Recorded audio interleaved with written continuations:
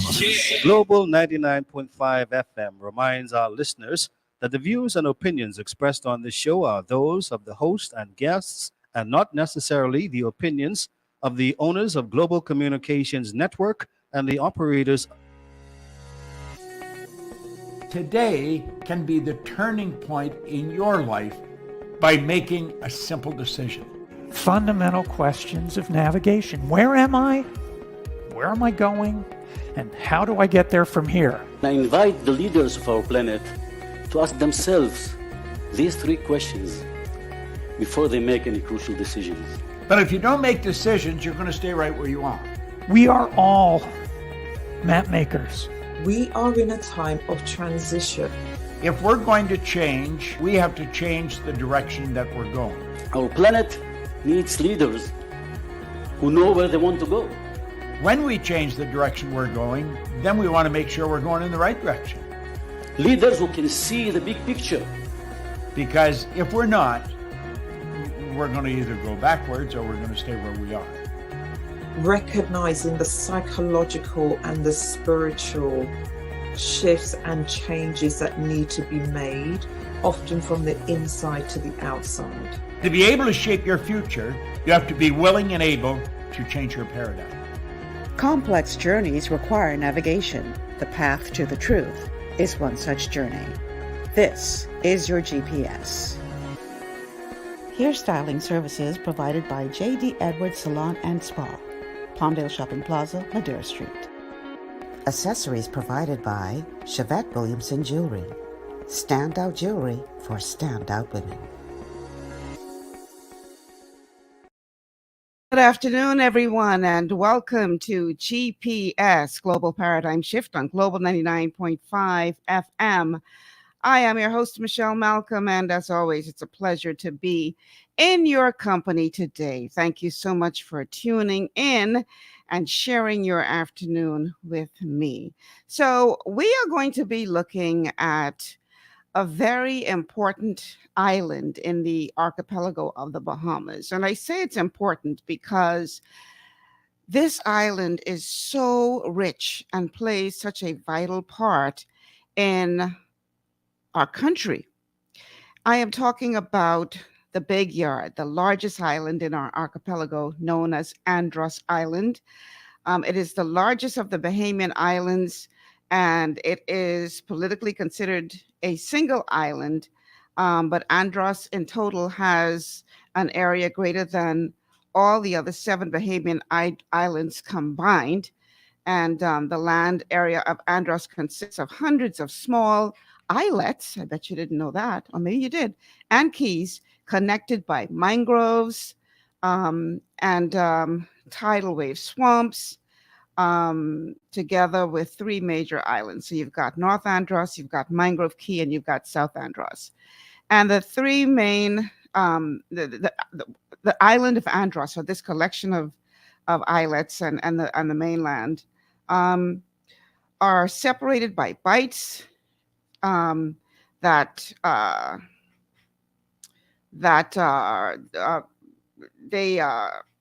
this is how do I put this? They're separated by bights, and the island itself is a great source of fresh water. In fact, Andros supplies fresh water for just about all of the Bahamas. And so when you look at its ecology, when you look at its climate, its history, its culture, its positioning, its flora, its fauna, all of this makes Andros a jewel in the crown of the Bahamas. And yet, Andros seems to be under threat in many ways. This is an island that, a lot of people have their eyes on it, and a lot of people want to get their hands on it. And in recent times, a lot of people have sort of started to squat on it. Squatting is a big news story nowadays.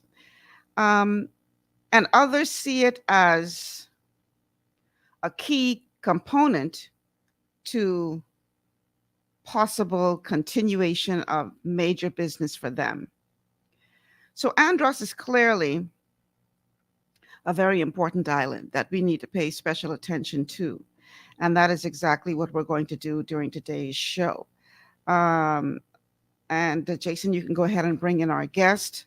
My guest today is an Andros businessman, entrepreneur, a bonefish guide, a very vocal activist, constantly fighting for the rights of the people of Andros and business persons there, and the rights to protect the environment of Andros.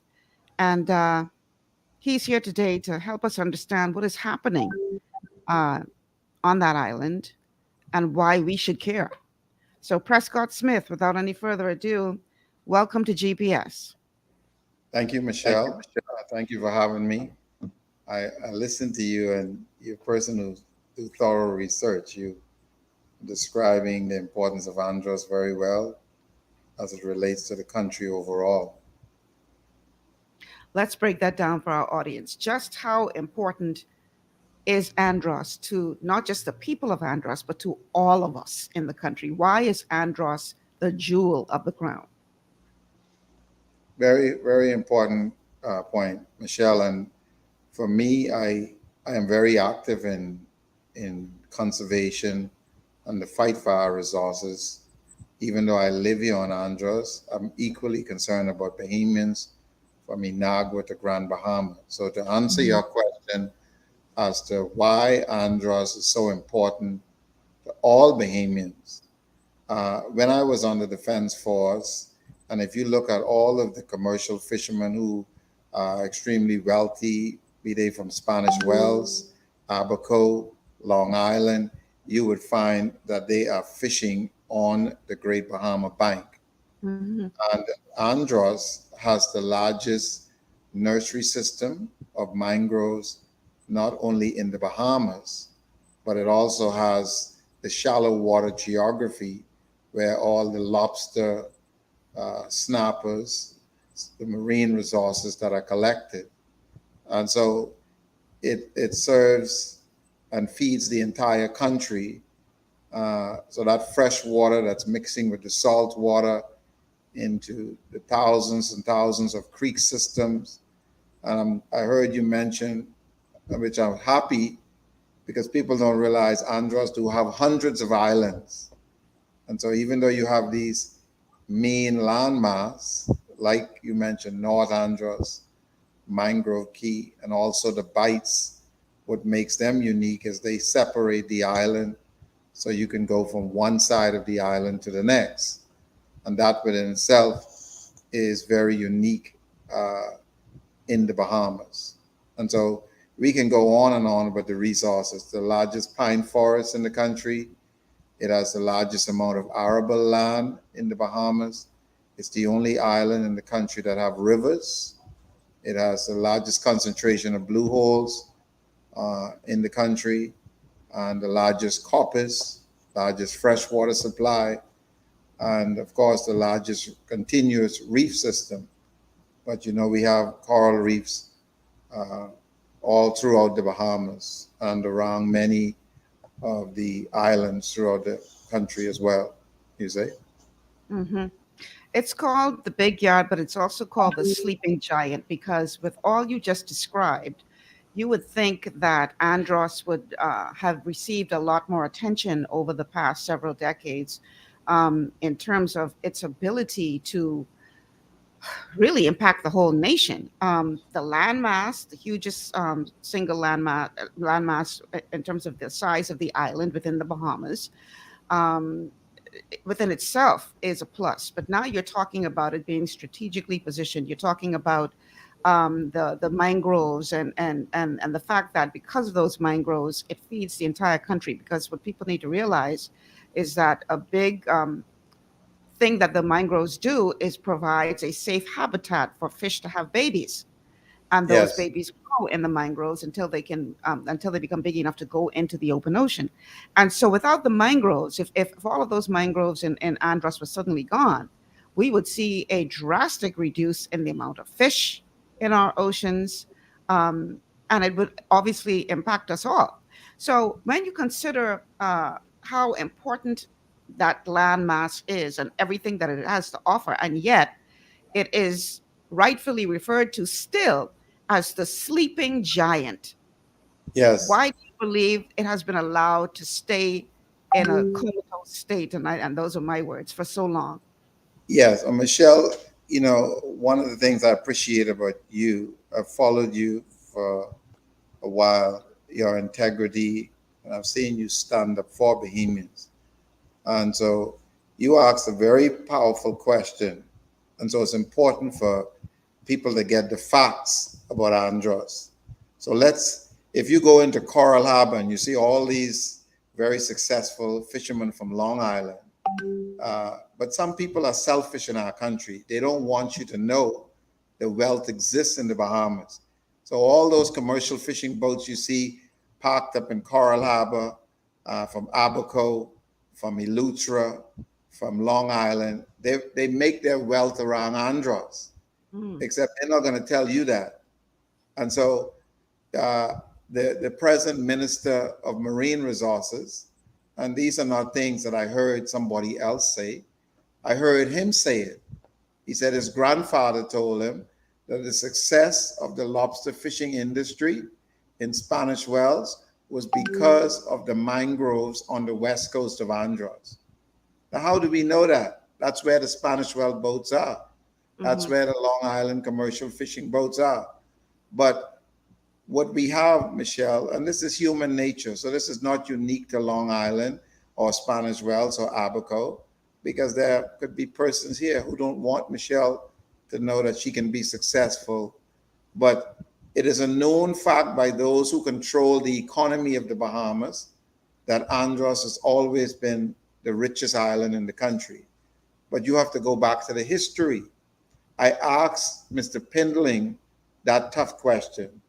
Clarence Abian came out of the civil rights struggle in the United States, and they fought for majority rule.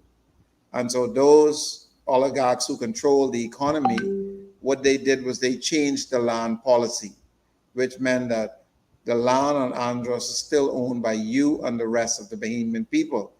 Now, if I'm extremely wealthy, like a Holowesco or different names we can call their last names, and you don't control the real estate, you're going to try to channel economic development. Did we lose Prescott? Pardon me? Oh, okay. Prescott's it's frozen on his end. So we have to, hopefully he'll come back up soon. In the meantime, the telephone numbers to call once we get deep into the conversation, 326-0271. Prescott, if you can hear me, you might want to sign out and sign back in. I think you're caught in the matrix there. And so we are unable to hear you on our end, if you can in fact hear me.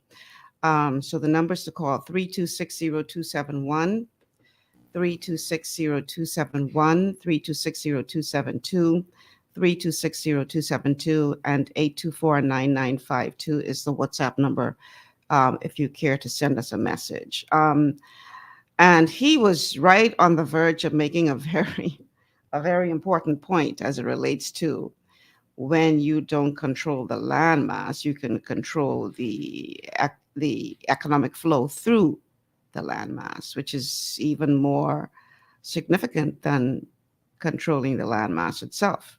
Because if you can control the economy as it relates to that landmass, then that's where the real power is.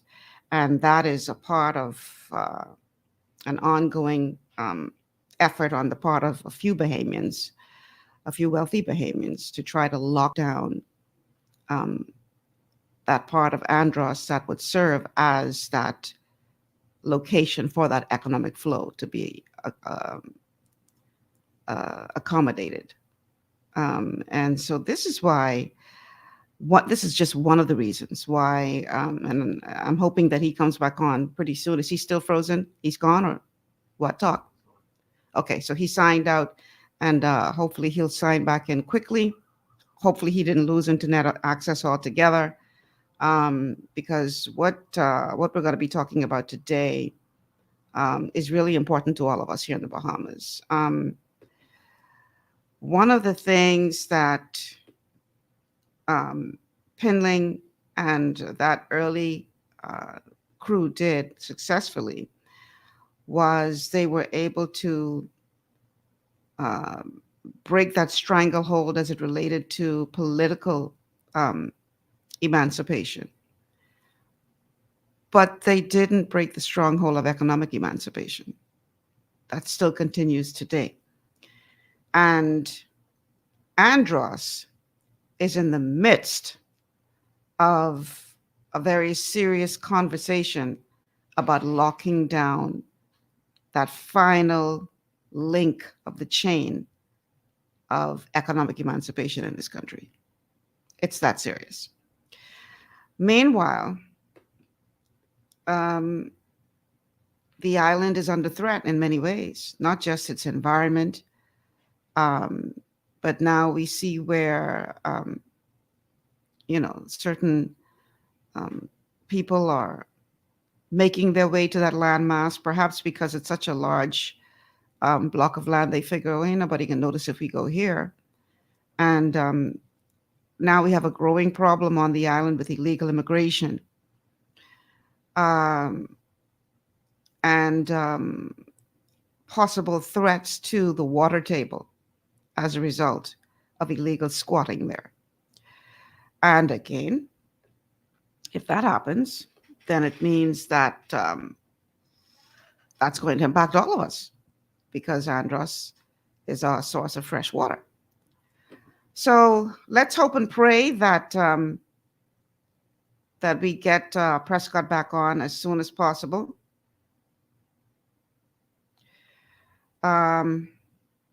He's not back on as yet, and I'm hoping that whatever his issues are, we may have to have him call in on the phone if we can't get him back on live on our feed. So the telephone numbers again to call: 3260271, 3260271, 3260272, 3260272, and the WhatsApp line is 824-9952, 824-9952. So T. Pratt says, why are the Androsians allowing shanty towns to spread? I guess the same reason why they allowed it in New Providence, T. What you mean, why they allowed it to spread? I guess the same reason why they allowed it to spread here. But it is a growing problem in Andros. Huge problem there, from what I have been advised. So we have to address this. We can't just continue to... let me see if I can message him.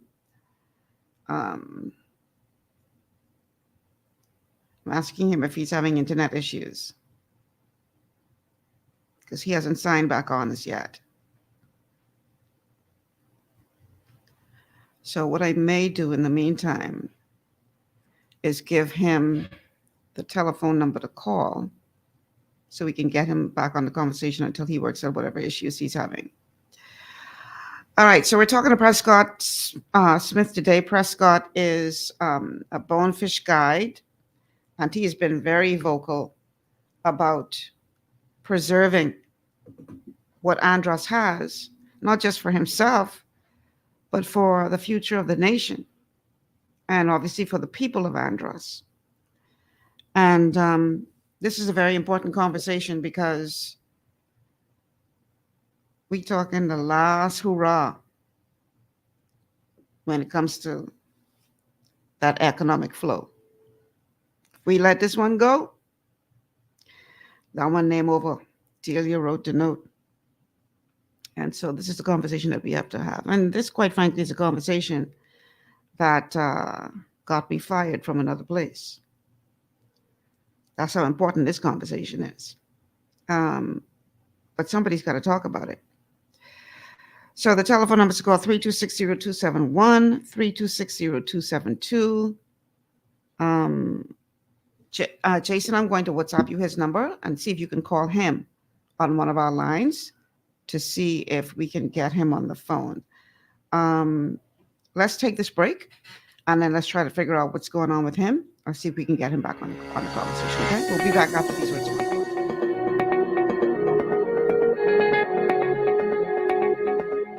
Understanding your microbiome, also known as your gut ecosystem, can change everything you thought you knew about nutrition, digestion, immunity, and metabolism. Keeping your gut ecosystem healthy and balanced is essential. Ultimate Microbiome by Longevity was specifically formulated to optimize this ecosystem. It provides the advanced support your gut needs through prebiotic, probiotic, and postbiotic supplementation. Our unique blend of probiotics includes Lactobacillus and Plantarum, healthy bacteria that can help prevent harmful bacteria from taking over your gut. Increasing your gut's population of beneficial bacteria creates a more balanced gut microbiome, which has been shown to aid in weight loss, skin health, sleep, mood, and may even help with seasonal allergies. Ultimate Microbiome also promotes the production of postbiotics. Postbiotics are key to help regulate your gastrointestinal health. To enhance digestion, Digizyme Multi-Enzyme Complex, a blend of 5 specific enzymes, has been added to Ultimate Microbiome. It can help break down food so your body can better absorb nutrients. Plus, we've added our proprietary I-26 hyperimmune egg powder to aid in the elimination of disease-causing gut bacteria and help your body balance its immune response. Ultimate Microbiome, the scientific, proprietary, and holistic approach to gut health that helps optimize your body's entire gut ecosystem. To learn more, contact your Longevity associate. Welcome to Sunshine Auto, the hardest place on the planet for a rim fix and tires. We are your auto superstore for rims, Lexani, Azaras, Trueform, Western, Lux, Fuel, Trackline, Tough, Rough Racing, Velocity, Mud, All-Terrain, and low-profile tires, cars, homes, and commercial window tinting. At Sunshine Auto, we put God first and customer is king. Blessed love. To stay healthy, it's crucial to make sure you get the nutrition you need every day. But it's difficult to get all your recommended vitamins and minerals from food alone. Even in the United States, 94% of people are deficient in at least one nutrient. Beyond Tangy Tangerine 2.0 by Longevity is a simple, convenient, and affordable way to help your body get the essential nutrients it needs. It's an advanced plant-driven multivitamin mineral complex that contains certified organic whole foods, trace minerals, and antioxidants. BTT 2.0 supports your body's natural defense system with a proprietary blend of energy-boosting and body-loving nutrients, plus prebiotics, probiotics, amino acids, and enzymes that support digestion. With an unusually high ORAC score of 8,000, you get even more antioxidants to help combat free radicals that can cause damage to your cells. But to get the most benefit and value from any multivitamin, your body must be able to break down the nutrients so you can fully absorb them. Otherwise, they'll just pass through your system without doing any good. Beyond Tangy Tangerine 2.0 was specially formulated with synergizing cofactors to ensure you get maximum nutrient absorption. Beyond Tangy Tangerine 2.0 is the easiest way to give your body the balance and complete daily vitamin mineral supplement it needs for optimal support of your overall health.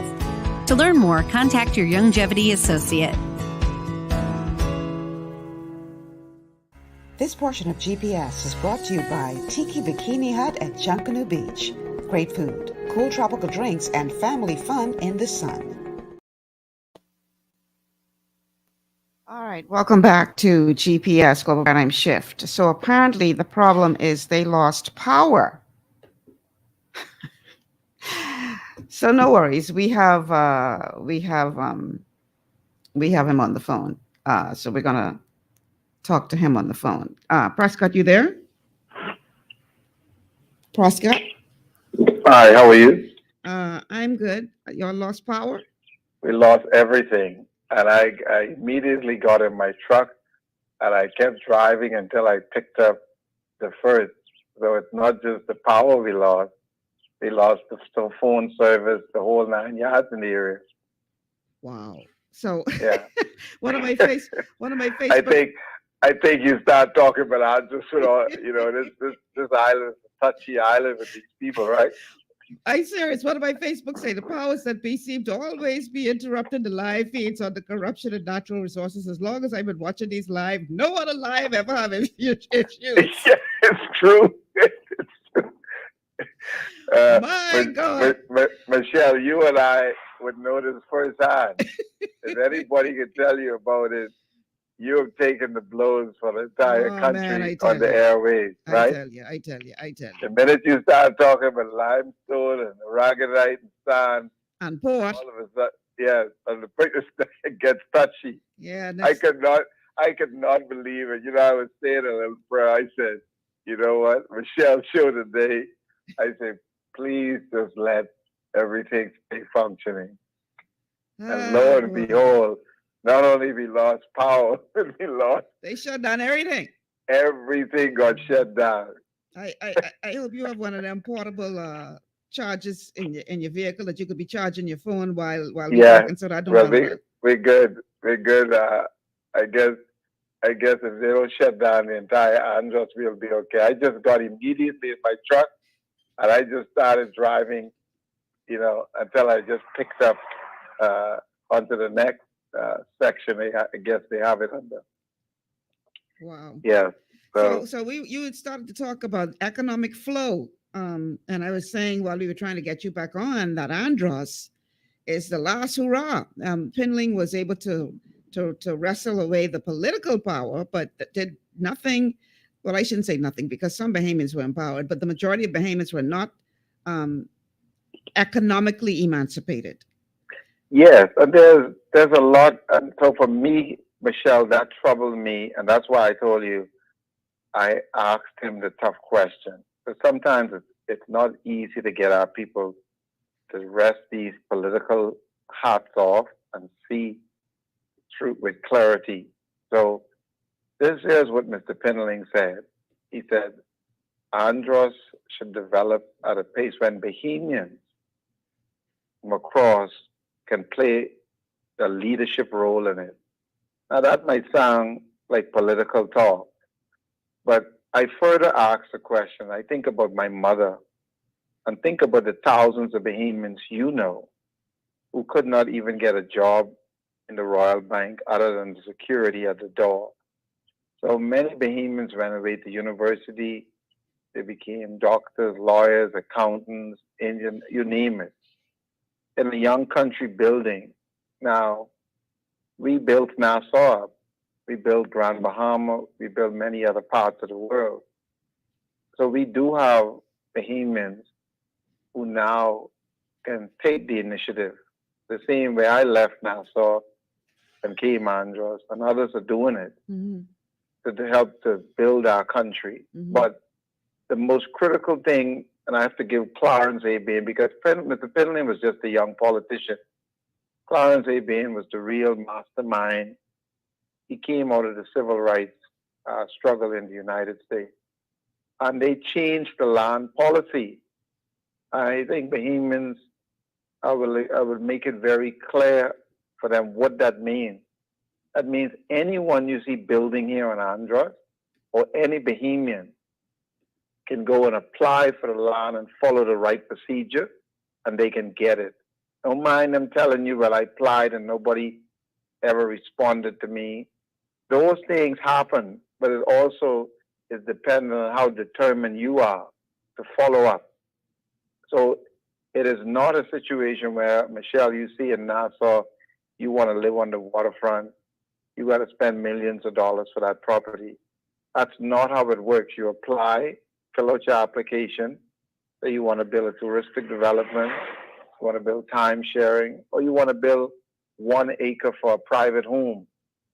Every single person you see building here on this island will tell you that's the story.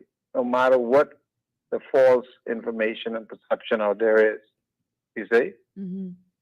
So there are real opportunities for our people. That doesn't mean there aren't people who are willing to put roadblocks in your way, but you must be determined, like you are, to press on beyond that. And I went through that. When I built Stafford Creek Lodge, I went into the government and applied for 10 acres of land. Well, they were giving non-Bahamians 50, 60, 70, 80, 90 acres on the beach. And then some Bahamians right in Nassau said, who gave me permission to do this? I said, well, if you could give the foreigner 90 acres of land on the beach, why can't I get an opportunity in my own country? So we know that there are people like that, but don't let that stop you, because it's the determination that is needed in order for us to truly build this country to what it ought to be for us. You see? Mm-hmm. Mm-hmm. Yeah. So let's talk about the sleeping giant. What is happening and what is not happening on Andros? Let's start with what is happening. Yes. Well, I will, and I have to speak, Michelle, very transparent. Mm-hmm. I have dealt with all of these political parties. I went through 5 administrations. So when I share things with you, it's not along political lines. I just tell it like it is. Mm-hmm. I remember being president of the Fly Fishing Industry Association, and I give credit where it's due. In 30 years, I've dealt with 8 ministers of tourism, 9 ministers of fisheries. And in that time, there's only been 2 who was very helpful. One was Pierre DePuch under the F&M administration back then. Mm-hmm. And then it was Alfred Gray, who fought to get the legislation passed under great opposition. All of the Brent Simonettes and this one, I could send the video publicly where you would see them trying to stop it and then trying to get it repealed. And why I'm sharing this with you, because this is directly connected to Andros and the future of empowering Bahamians all over the country. Mm. The largest flats in the world is in the Bahamas and bonefish population. Of course, the largest of those in the Bahamas are around Andros. So what is happening with Andros, when you think of the potential, the greatest revenue earner, Bahamians, please pay attention to what I'm saying. I'm sharing factual information with you. When you look at the entire Bahamas, there is a network of 400 guides. It brings in more revenue in the Family Islands economy than any other industry. Now, I'm sharing this, Michelle, because I personally traveled around the Bahamas for over 20 years Mm-hmm. with great opposition in the training of guides. When I first went to the Christie administration back then, 20 years ago, it was a 4.5-hour presentation. And to show you how the politicians have done great harm, many of them to our people, allowing these families who control the economy to whisper foolishness in their ears. When I first went to Christie, there were a little more than 24 guides in Belize. I just came from a guide exchange in Belize. There's 1,000 full-time guides and 2,000 including the part-time. Wow. We have 400 guides. We don't have near enough. And we got those 400 because when I first started the training, it was headed by Benjamin Pratt in tourism, Joel Moxie, very patriotic Bahamian, Blister Wallace, a few other persons. But we traveled all around the country together. Mm-hmm. And from 60 guides to 400. What I'm showing you, Michelle, billions of dollars in revenue was lost as a result. Anything you talk about Bahamian ownership and empowerment, you have these ruthless special interests who are just greedy and want everything for themselves. That's for sure. And I'm sharing this with you publicly because if these individuals come on and call in, and I wish they do, I met with the present Minister of Tourism in December in the capacity of President of the Fly Fishing Industry Association. I said to Chester Cooper, who's the Deputy Prime Minister, I said, you're the 8th Minister of Tourism I'm sitting in front of since 1993. And you can make history and support a tourism model that is about Bahamian ownership. And I'm sharing that to go right to your point about Andros. I started working and pushing for a national training program to be in Bamsey. And I will give full credit to Dr. Hannah, who was laboring to make that happen, all of the approvals. And they're getting ready on July 4th to launch this program. Michelle, this is huge for Andros and the entire Bahamas. Is that the one that you sent me the flyer for? Yes, because Okay. what it means is that the new generation of guides, and we're not just talking fly fishing guides, we're talking about Bahamian ownership in our number one industry. Right. So if you train 1,000 guides, the guide is earning the minimum of $400, $500, $600 a day.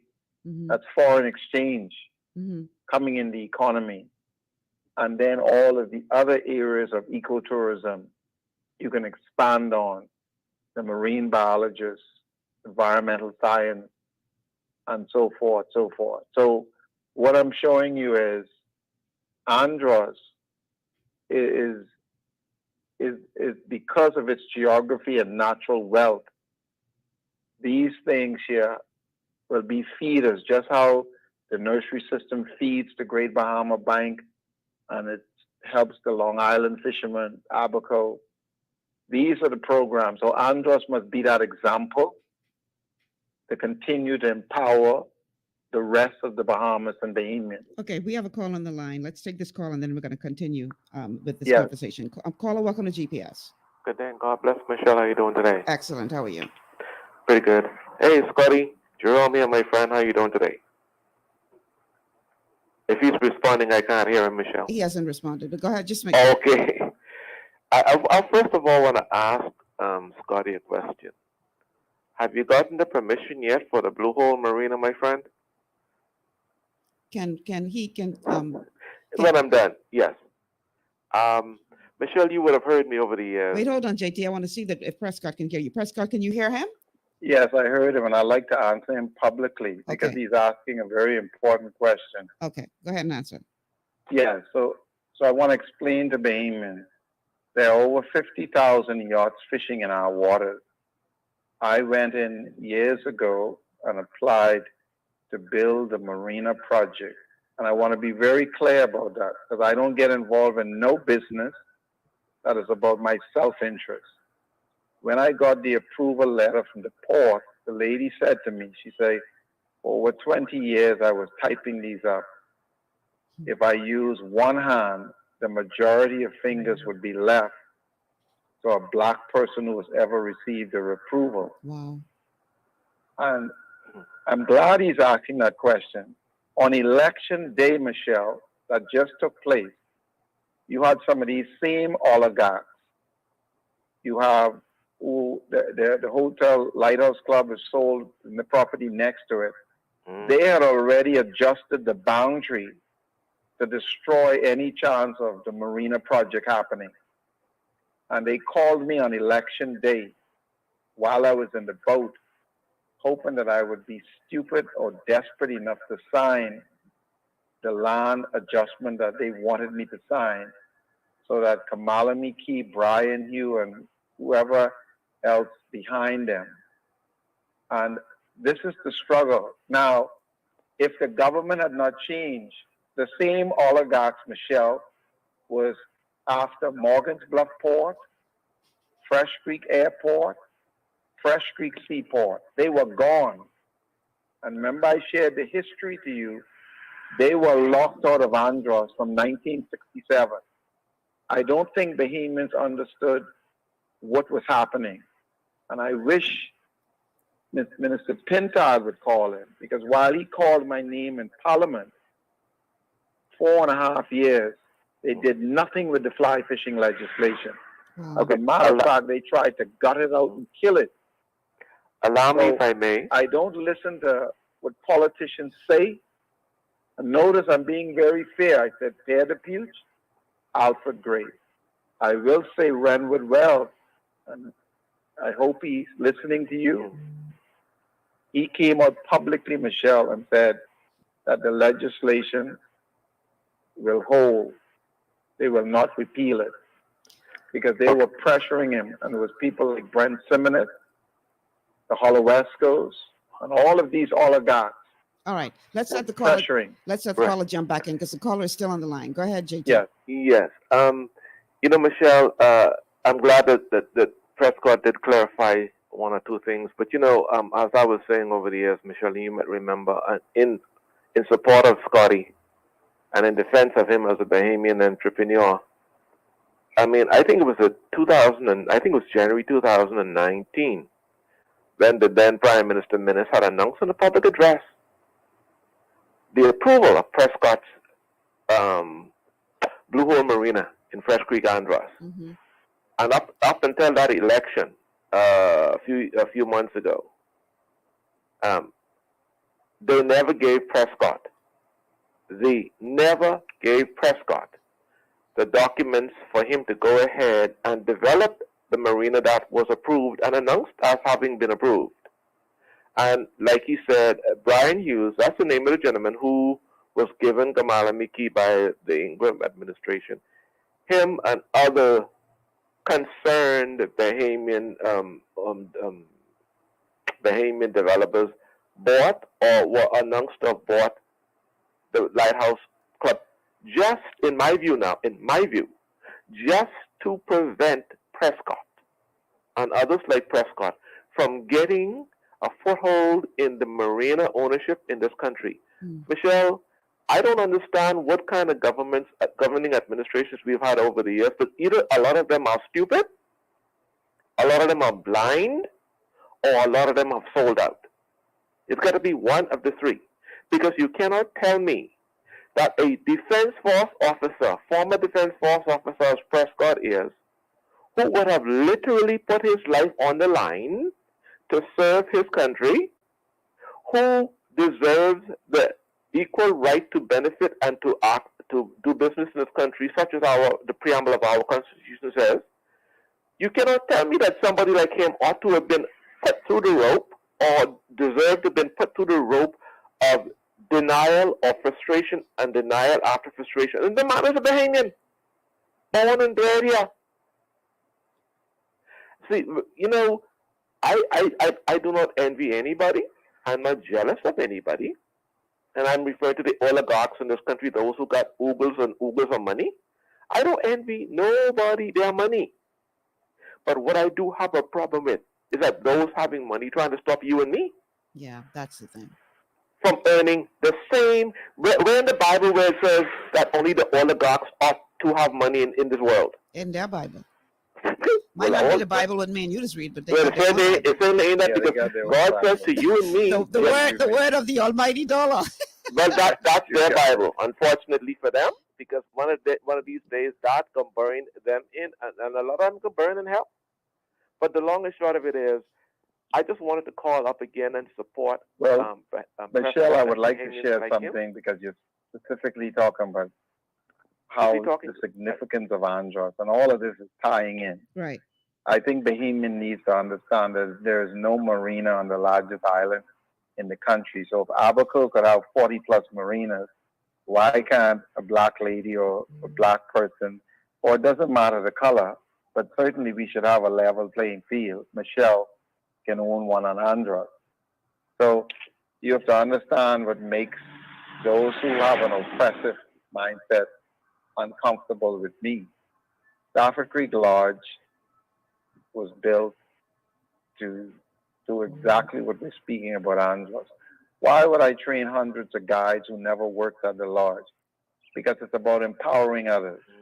So I said this to the Hotel Association president. You can brag about you want 10,000 Bahamians working in the hotel, but yet you get 50,000 yachts coming in here, and you don't have 100 Bahamian captains on there. Why are we not trying to empower our people in real ownership in our economy? And because those who think about just self-interest and greed will never do it.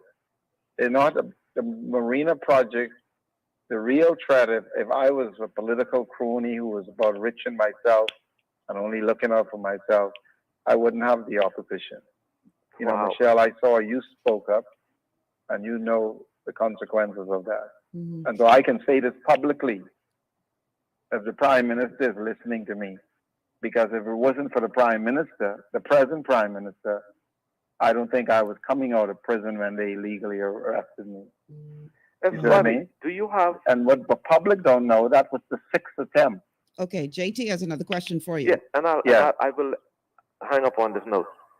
What is the status to date under this administration of your marina project? Please let us know, Scotty. I understand you have a lot to share, but I'd like to hear what, at face value, is the progress to date. Has the government overturned that lighthouse marina, which was preventing you, that lighthouse development, which was preventing you from going ahead and now giving you the approval, or you're still being frustrated and deprived from developing that marina? Prescott, can you hear the question? No, I didn't. Can you repeat you need it to for leave me, everything open, Jason, so they both can hear each other. Go ahead and ask the question again, please, Okay, JT. now have you, Prescott, today? What is the status today of your approval regarding the Blue Hole Marina? Has the Lighthouse Club been stopped?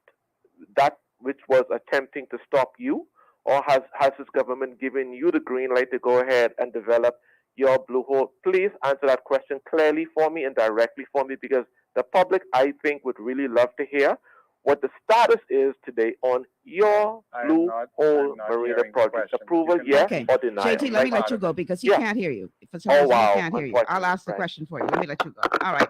You can hear me now?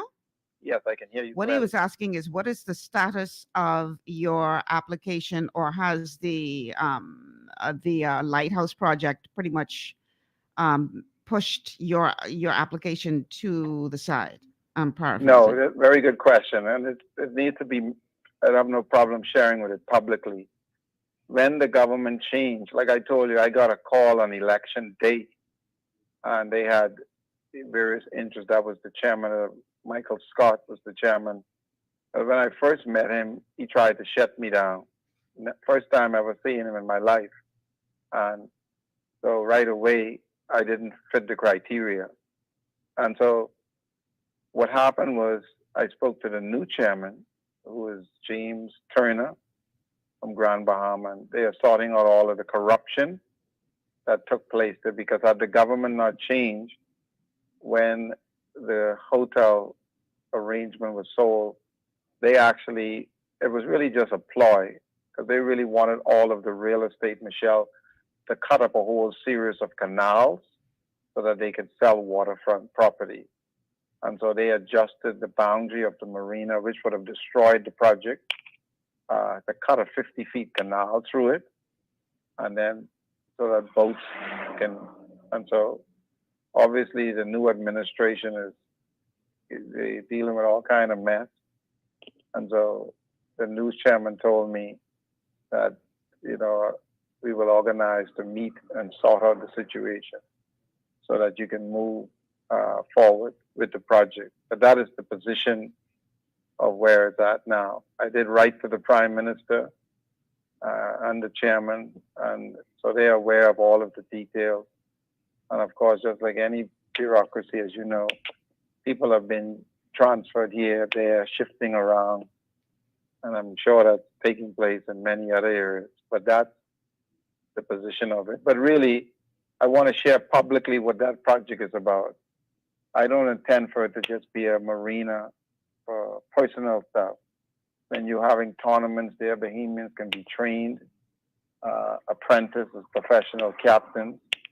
They tend to work along with the University of the Bahamas and BAMSI in terms of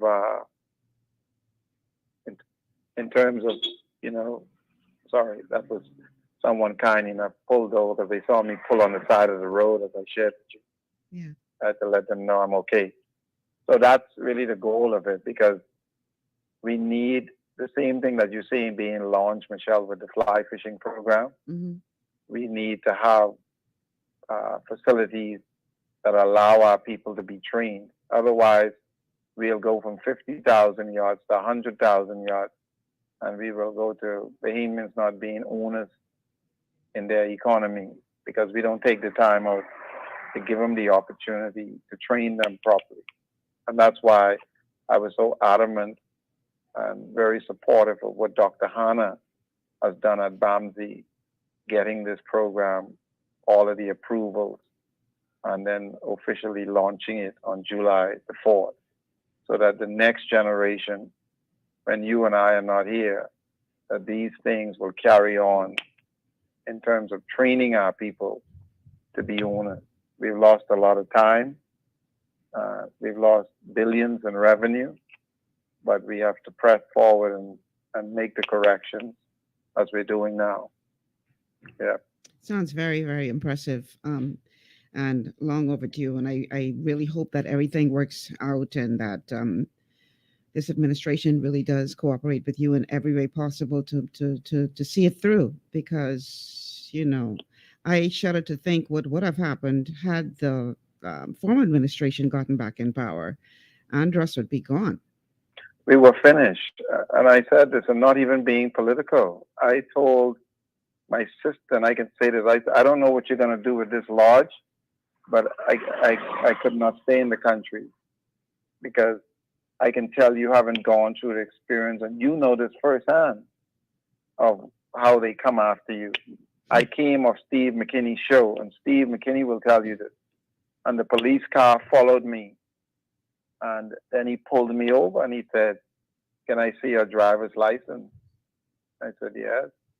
So he went to the car, and usually long time, and he came back and said, "I have a warrant for your arrest." Mind you, I was just talking about the proposed some of them 5,000 acre mine on Andros, right? Mm-hmm. So he said, "I have a warrant for your arrest." I said, "For what?" He said, "Well, 4 years ago, you were driving an SP car and it had a broken tail light." Man, Prescott, stop, like we say, stop storying, man. You telling stories. You hear what I tell you? You story. Well, I didn't own a car in Nassau, so they had to put something in the system. Michelle, they took me to the police station on Blue Hill Road. The records are there, I never saw the magistrate at the traffic court because all I could hear in the distance when the police, it took me there. He said, "Prescott Smith." He said, "This is foolishness. Let him go." You see? But it wasn't about that. When they came and arrested, I can say this publicly. I want Reginald Ferguson to hear this. He called the police who was in charge in North Andros and told him to lock me up. Wow. That's the same Reginald Ferguson who I saw the other day in the room with Cameron Simmons of them doing a presentation to the newcomer. Allegedly. Yeah, because I ain't trying to get sued. Yes, not you. But I'm just showing you the connection of how it operates in our country when you stand for certain things. And so, So you get locked up for a broken tail light? For a broken tail light 4 years ago in an SD car. Wow. So when you hear, Michelle, you know this firsthand, and the whole country knows, for you just speaking about important things in there, how people would try to destroy someone like you instead of supporting you. And Bahamians who are listening to this, Michelle, please set up a system. I don't know how you're going to do it, where people like us could send $5, $10, $20 a month. Seriously, I'm saying this publicly. We all would chip in because we need independent voices like you in the country. And it can't be They will try to even cut off your sponsorship when you speak. But if 1,000 of us get together, what is $5 a month, $10? Every bit helps. But it must be a clear way in which we can do it. Wow. I would sign up for it today. I appreciate that. We have a call on the line. Caller, welcome to GPS. Hi, good day. How are you? How are you? I'm good. First time caller here. Uh-huh. And I have heard of Mr. Prescott Smith before, but only in passing. And I was telling my husband, we need to go for a little trip to Andros. Where are we going to keep the boat, right? And I was all about researching marinas. I was like, it got to be a marina in Andros. I'm glad that he said there isn't any. And I am too shocked because I'm like, as big a place as North Andros is, in Central Andros, there is no marina to park your boat if I want to come from Nassau. Well, you know, and my husband's like, there got to be a marina there. But now I know the answer that there is not one. And I hope that he gets sorted out soon. I know it ain't going to be no time soon that it'll be built, but it's amazing. And I had, and we wonder why, so when he talked about the land issue, we wonder why it's so hard to get regularized, we put it away, for a piece of crown land in Andros. I applied for some in 2012, back and forth getting roots up in Andros for an organic farm. And we acknowledge your application and you keep going back and forth. I mean, you're making your arrangements and you're setting up your stuff, but can never get applied. Or you have to write to the Prime Minister to get this. Can I not just buy it outright? Oh, you got to write to this person, you got to write to that person. I mean, like, from 2012, seriously, for 5 acres? Lord, I am so glad that I listened to the show today. And Mrs. Scott, just continue to be encouraged. And we need to petition for you to get the marina in now. The public will be glad to do it, I am assuming. All right. Thank you so much for the first time call. Hopefully it won't be a last. And I do appreciate you tuning in. Wow. Listen, we have to take a break, Prescott. Yes. Are you close to anywhere where you can get back on the stream, or we could just stick with radio? I mean, stick with the phone. I could try. I don't know if the power. I mean, I just don't want your phone to run out of battery. No, don't worry, but I'm okay. This is too important. Don't worry about that. We'll stick with we'll stick with the phone then. Okay. All right, we're going to take a break, y'all. We'll be back. We're talking to Prescott Smith all the way from Andros. What is going on in the big yard and what is not going on in the big yard? We'll talk more about that on the other side of the break. Stay with us. This is GPS.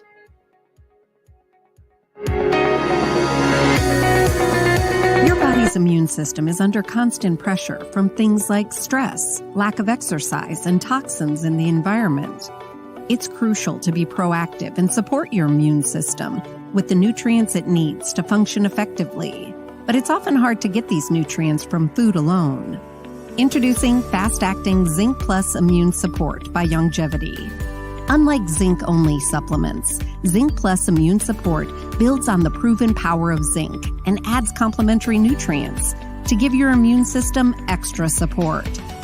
Vitamin D helps balance the effects of zinc, while our proprietary blend of natural fruit and root extracts provides the extra help your immune system needs to work against daily stressors. And we've included Longevity's exclusive plant-derived minerals to give your body the minerals it needs, but can't get from food alone. And because Zinc Plus Immune Support is delivered in a great-tasting, sugar-free, berry-flavored lozenge, it encourages quicker absorption of all these nutrients into your body. Zinc Plus Immune Support. Zinc plus the extra support your body needs to promote a healthy immune system. To learn more, contact your Longevity associate. Welcome to Sunshine Auto, the hardest place on the planet for rims, paints, and tires. We are your auto superstore for rims, Lexani, Azaras, Trueform, Western, Lux, Fuel, Tracklight, Tough, Rough Racing, Velocity, Mud, All-Terrain, and low-profile tires. Cars, homes, and commercial window tinting. At Sunshine Auto, we put God first and customer is king. Last is love. It's gotten harder and harder to get your daily requirement of vital nutrients from food alone. Without additional vitamin and nutrient support, your health and well-being can suffer drastically. That's why Z Radical was specifically formulated.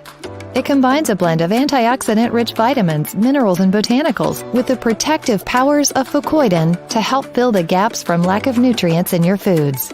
The core of Z-Radical is fucoidan, a naturally occurring polysaccharide that helps stimulate immune reaction, protecting you against inflammation and oxidative stress. We harvest this powerful mineral-rich nutrient from brown seaweed, harvested only from the world's most pristine ocean waters to ensure the purest quality. It's then extracted using cold process technology to ensure maximum levels of bioavailability.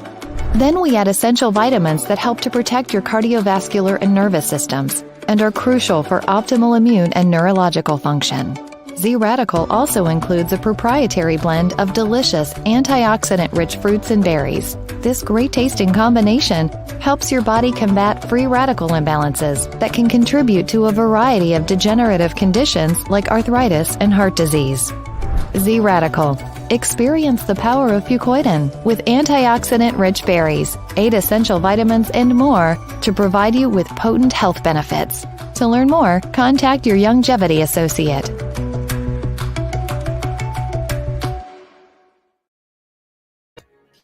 And we are back. Welcome back to GPS Global Paradigm Shift on Global 99.5 FM. Michelle Malcolm in your company. My guest today is Prescott Smith, who is a bonefish guide, businessman, and very vocal activist out of the island of Andros. We're talking about the sleeping giant, what is and is not happening on that island, which is such a critical component of the archipelago of the Bahamas. The telephone line to call, because we have Prescott using up one of our lines, because in the middle of our conversation, the light gone out, the phone gone out, everything gone out in Andros. So the one line to call if you want to get another conversation, 3260271. 3260271. Is that a caller for the show? Yeah, we have a caller on the line. Caller, welcome to GPS. Hi, Michelle. Hello. Yes, good afternoon, and good afternoon to your guest. Mr. Prescott Smith, you know, I hear you mention something about my family, Reginald Ferguson, and I'm not going to get in your beef with him, other than to say, you see, I know how you feel, because I going through the same thing, maybe different people with the same injustice. But if it wasn't for Reginald Ferguson, when it comes to my business, I would not have that on Paradise Island when it was his time to reign as Commissioner of Police. And so I want you to be very guarded, sir.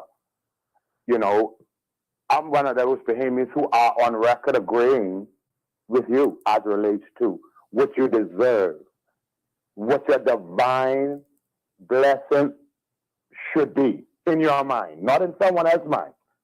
And I agree, we should go and fight and stand up with each other. And yes, I would sign up yesterday, today, or tomorrow to put my $5. And Bahamian people, we're going to lose our country. Well, sorry. No, we're not even going to lose this country. We're going to lose our lives. Okay? We're going to lose our lives. This country was here before us, and it's going to be here after us. We're going to lose our lives because our little dollar too good to help each other. Amos asked y'all. So when I die, I don't want no one reach over me because I might have taken a vaccine. Anybody care why? Listen, Prescott Smith, my friend and my brother, there's a divine door that no one can enter other than you. Yes, they're going to try to fight and block this entrance. But I need the people to know before I go that what the Creator gave us, only us could prevent us from walking in that door. Okay. And then check the record, only us have prevented us from walking through that door. Good day, Michelle. Amos, thank you for calling. For some reason, Prescott is not hearing what the people are saying who are calling in. So we got to figure that out, Jason, because it's pointless to have callers with questions if he can't hear them. That was Amos Jr. Miller, Prescott, saying in essence that the gentleman whose name you called is his cousin, and he was helpful in his business, and he supports you in your efforts to try to get your vision come to fruition.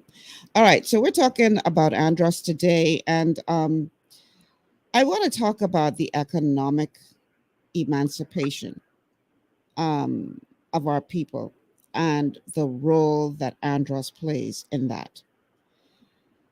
There was a lot of controversy, a lot of public talk about the project that you had mentioned, Cameron Simonet. He was one of the principals involved. They were trying to get a project to do some mining. And he's still trying to do it. Well, you know, people for some reason were focusing on the aragonite and saying, oh, you know, the aragonite and is what they're after, and why should only a handful of people benefit, and all this kind of thing. However, I do believe that that is pretty much a distraction. And this is what I think one of the reasons why I was let go from the other place. Because the real prize is not the aragonite. The real prize is the port that they would like to build there as part of their project. Now, why is that the real prize?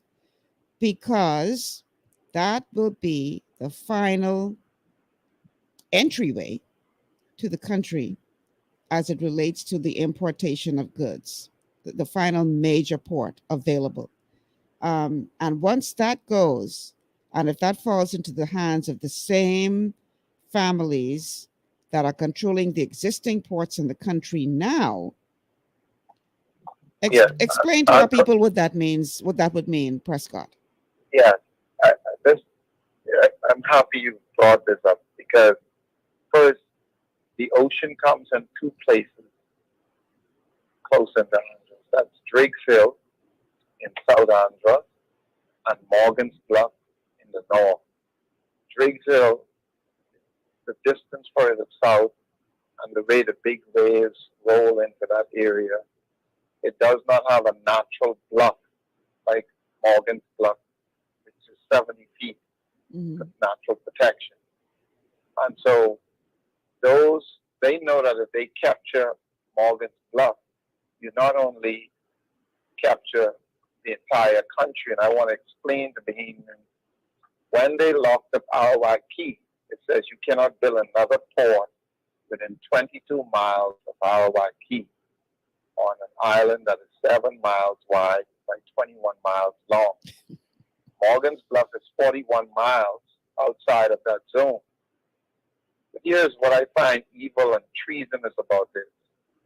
70% of the population lives in Nassau. You already have the economy locked up. You are the distributors of food. There's no antitrust laws in place. And so once you capture Andros, they would cut off the path for future generations or have any chance of economic independence in the country. Because what that would mean is that everything that is imported into the country would have to come through them. So they would control pricing. How do they control pricing? They control what you have to pay to bring the things through their ports, correct? Exactly. What is so critical about this, Michelle, I do global research when it comes to resources and ports. When you look at all through Africa, different parts of the world, he who controls the ports controls your economy. Because as you pointed out, everything comes through the port, whether it's a seaport or an airport, human beings or cargo. There is nothing else to the country. And we don't think about that because we're not being so sinister and plotting to oppress the majority of the citizens, but those who think like that. And so as we speak, the Symphonists are having meetings here on the ground in Andros. I'm not talking about last week, They're going now to the local churches, church leaders, having a meeting, making a donation. This is what's going on the ground now. To mine 5,000 acres in your freshwater land. And this 5,000 acres, Michelle, is not barren land, This is your pine forest, your agricultural land, and your freshwater land. And I said to you, notice All those who are making millions from the fishery, why are they not standing up to these families? So you see the connection. They are quiet. No one from Long Island speaking out. No one from Eleuthera speaking out Spanish well. No one from Abaco.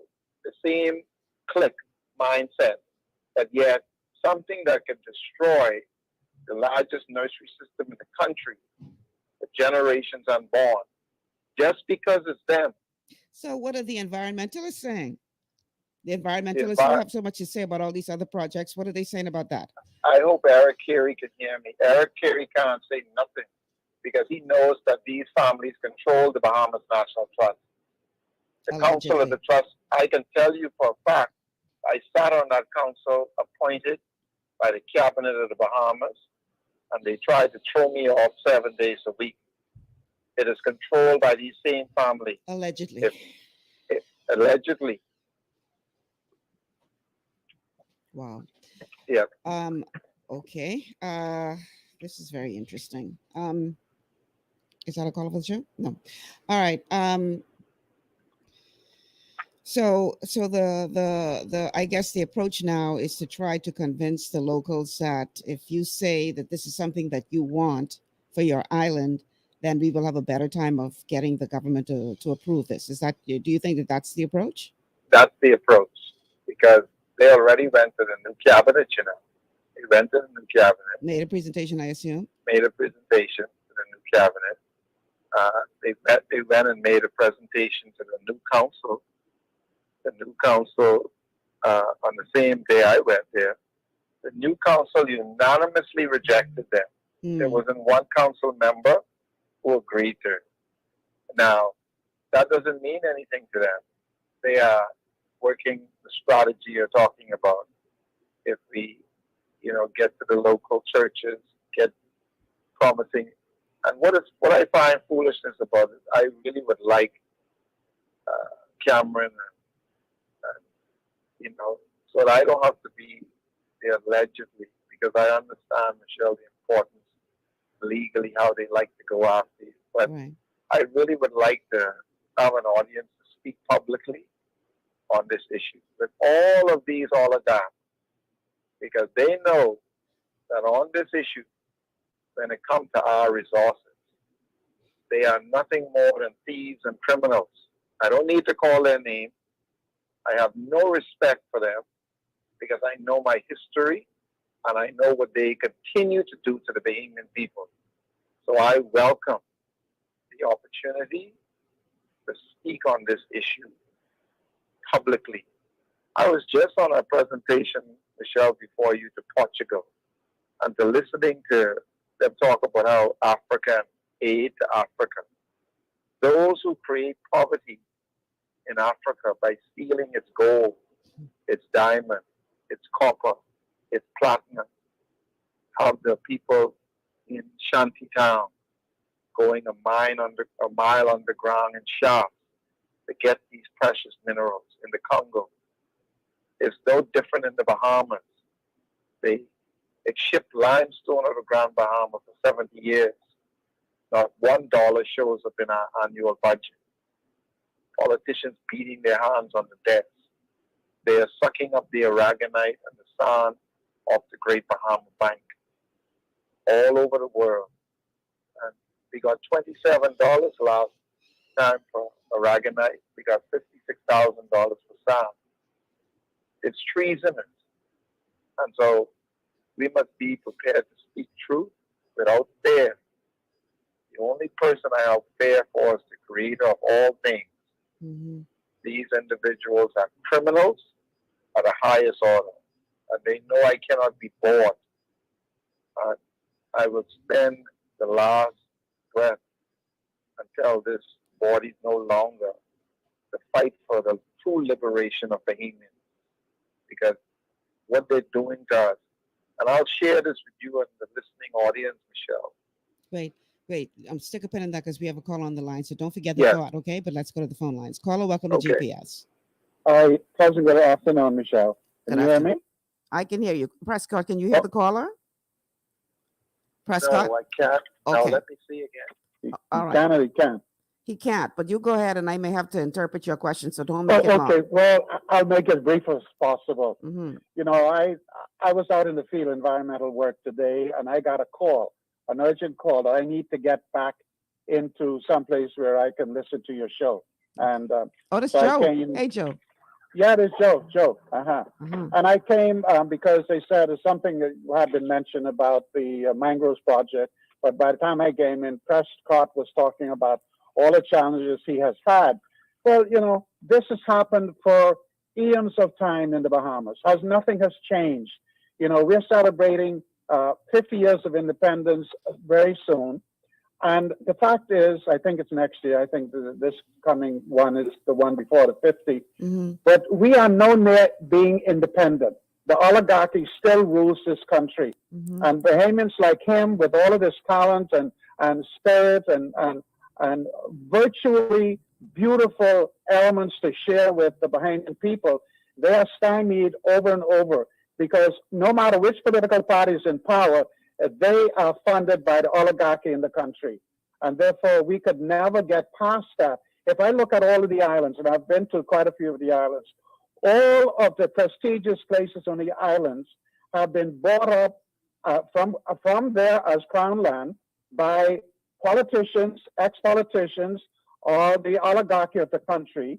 And therefore, they have everything in a stranglehold.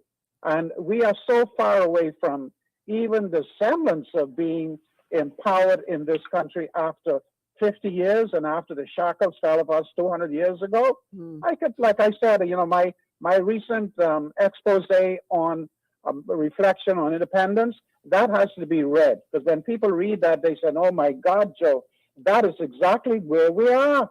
It's going to be 200 years before we can really feel independent in this country and owning the country as we should, where every single Bahamian, because of the multitude of millions and billions of dollars that come into this country, there should be no poverty. Right now, we're at 46% of poverty level.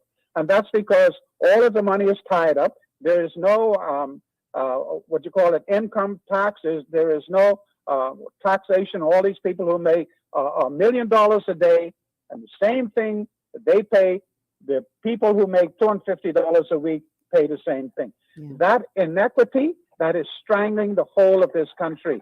And so we all treat it like we're little, I don't want to use the name on the line because sometimes it's they accept it in the wrong way, even though I'm a person of color.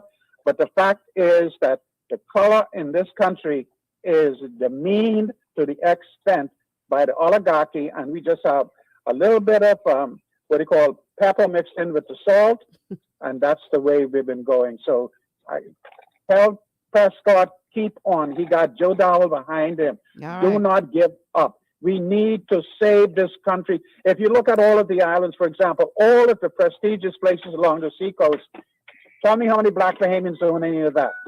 You go to Long Island, the same thing. You go to Exuma, the same thing. You know, we got to stop this. All of the keys, for example, you know, you can't even stop there if you have an emergency because they come out with machine guns. Because all of the keys are owned by foreigners. Yeah. Who in God's name gave anyone in any political party the permission to give away our crown land? The crown land belongs to us, the people, and not to any government, not to the prime minister. They hold it in trust for the Bahamian people.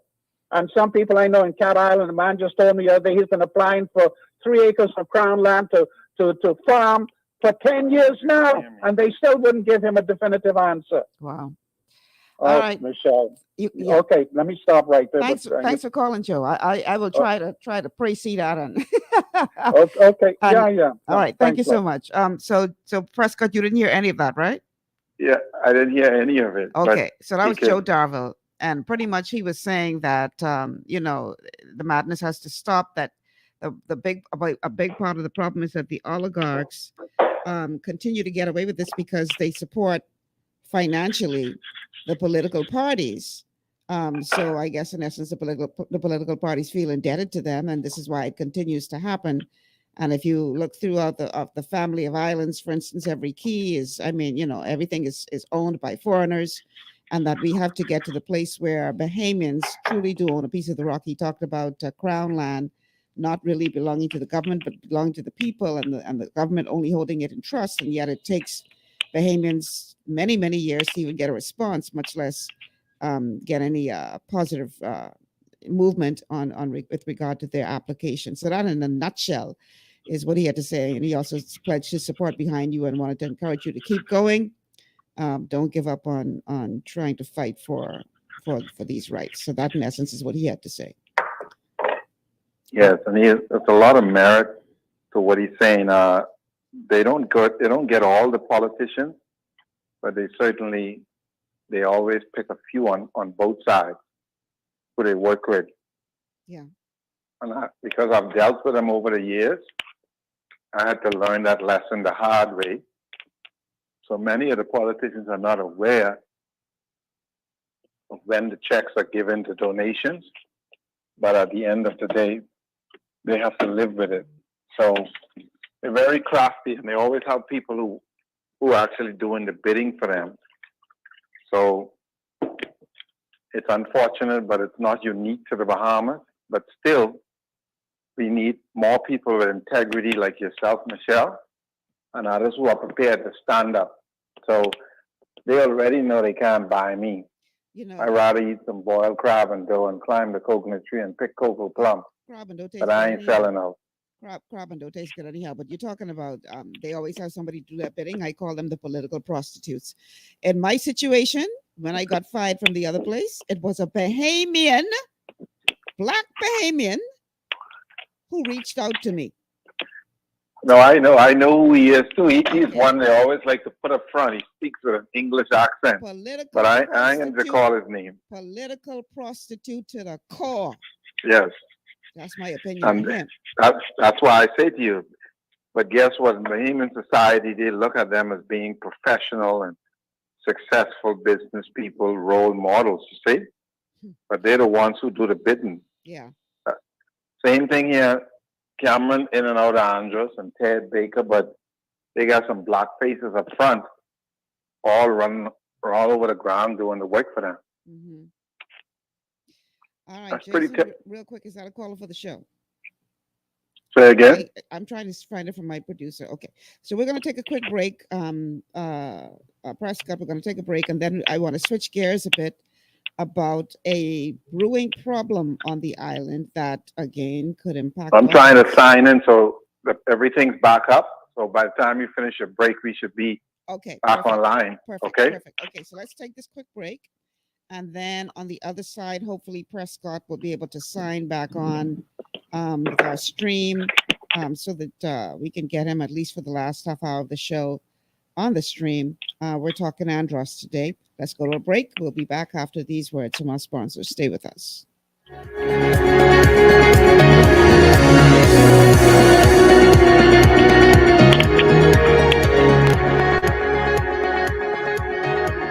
Understanding your microbiome, also known as your gut ecosystem, can change everything you thought you knew about nutrition, digestion, immunity, and metabolism. Keeping your gut ecosystem healthy and balanced is essential. Ultimate Microbiome by Longevity was specifically formulated to optimize this ecosystem. It provides the advanced support your gut needs through prebiotic, probiotic, and postbiotic supplementation. Our unique blend of probiotics includes Lactobacillus and Plantarum, healthy bacteria that can help prevent harmful bacteria from taking over your gut. Increasing your gut's population of beneficial bacteria creates a more balanced gut microbiome, which has been shown to aid in weight loss, skin health, sleep, mood, and may even help with seasonal allergies. Ultimate Microbiome also promotes the production of postbiotics.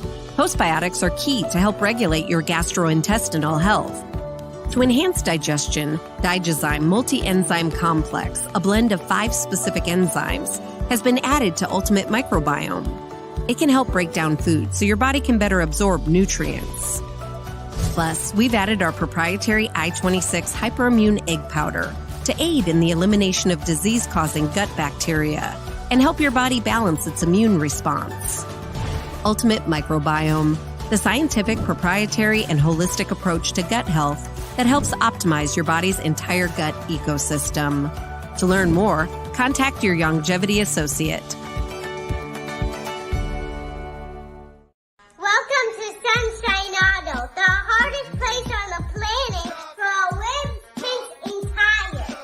are your auto superstore for rims, Lexani, Azaras, Trueform, Western, Lux, Fuel, Trackline, Tough, Rough Racing, Velocity, Mud, All-Terrain, and low-profile tires, cars, homes, and commercial window tinting. At Sunshine Auto, we put God first and customer is king. Less is love.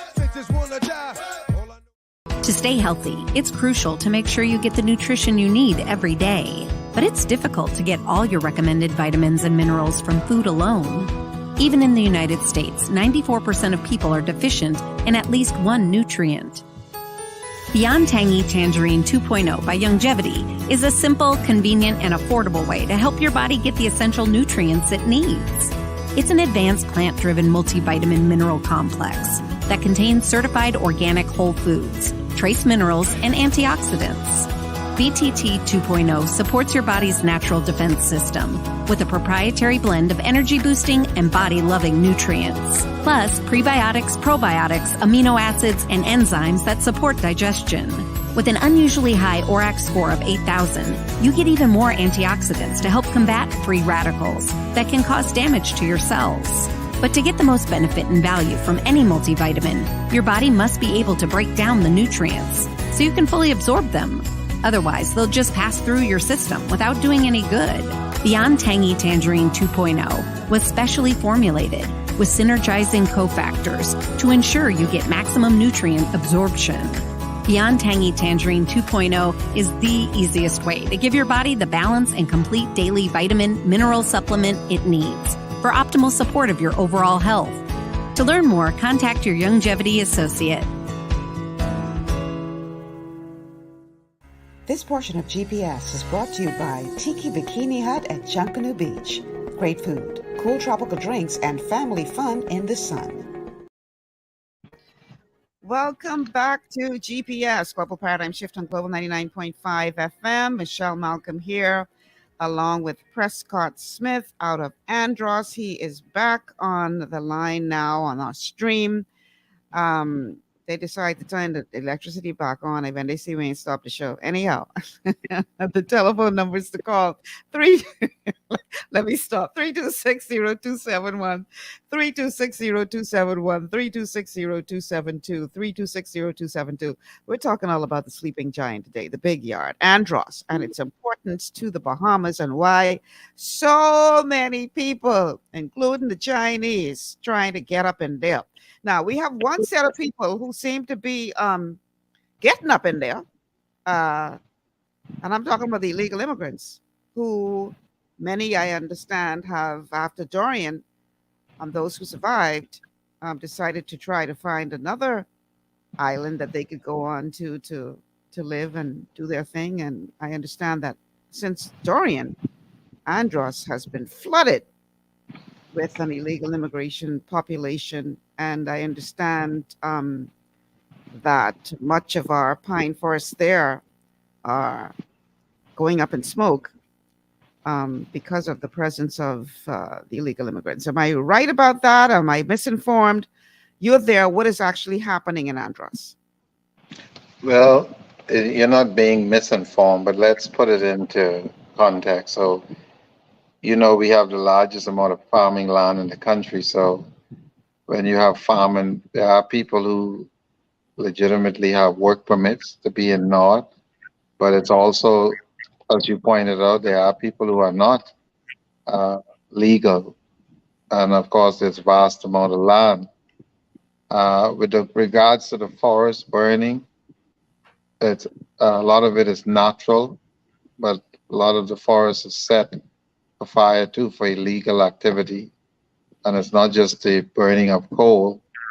People can be, you know, burning the forest so that they can clear it out to plant trees that are not legally allowed to plant. I see.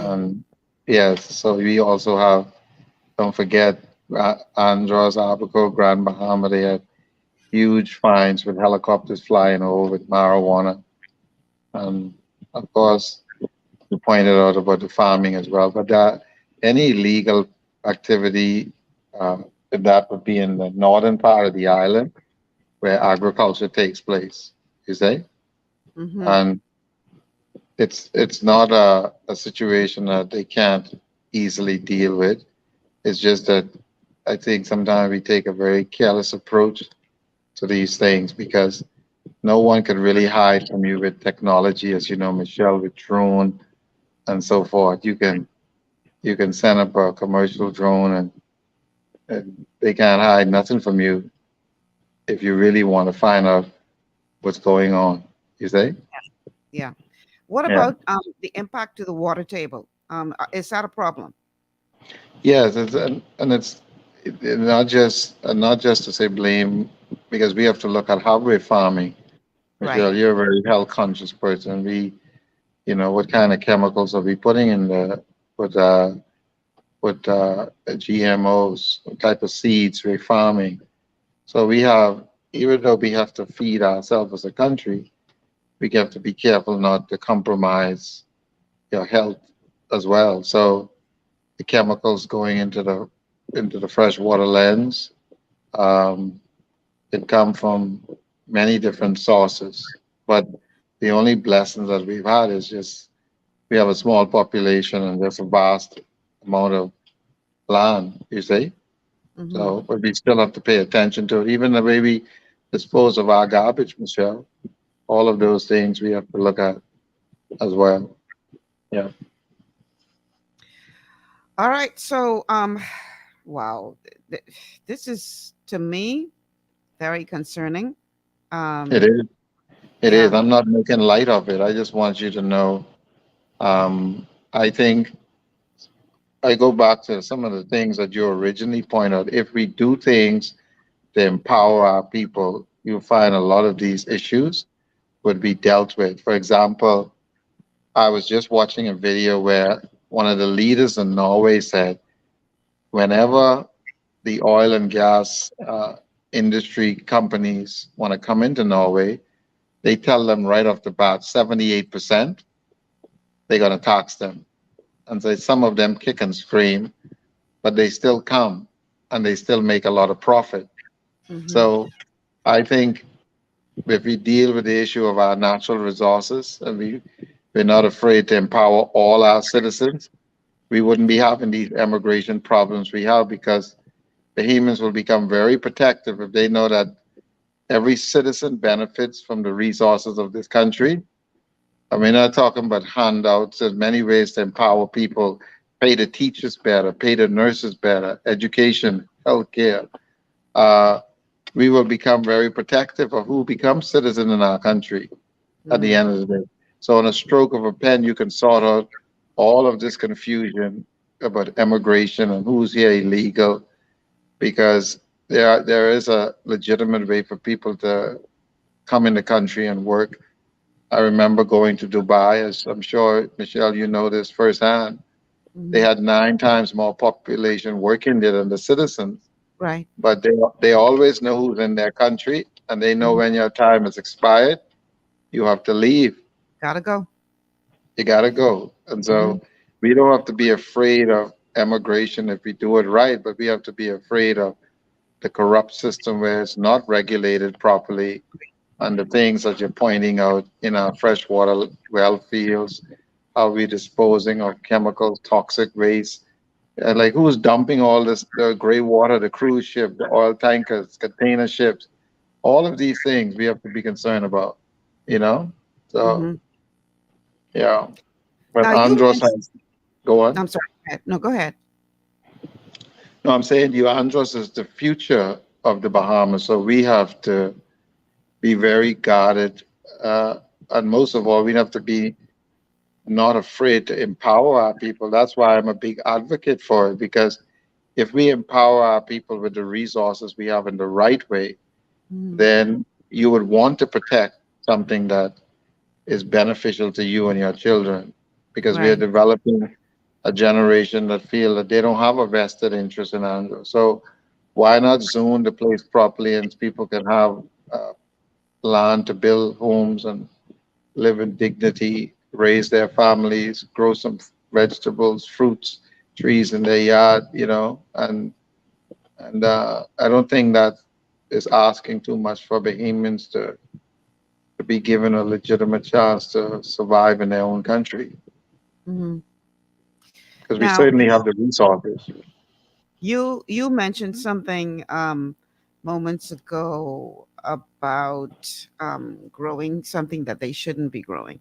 Now, we all know that we're hearing that they're going to push forward with this legislation about as it relates to growing marijuana in the country, legalizing the growing of marijuana in the country. And we've been hearing rumors even before the last election of, once again, a particular um, family who would possibly be a recipient, not the only one, but a recipient of a Yes. license to grow marijuana. And from what the rumors were swirling around was that they had targeted Andros as a place where they would grow this marijuana and had already started identifying the parcel of land where it would be grown and all this kind of stuff. Any update on that?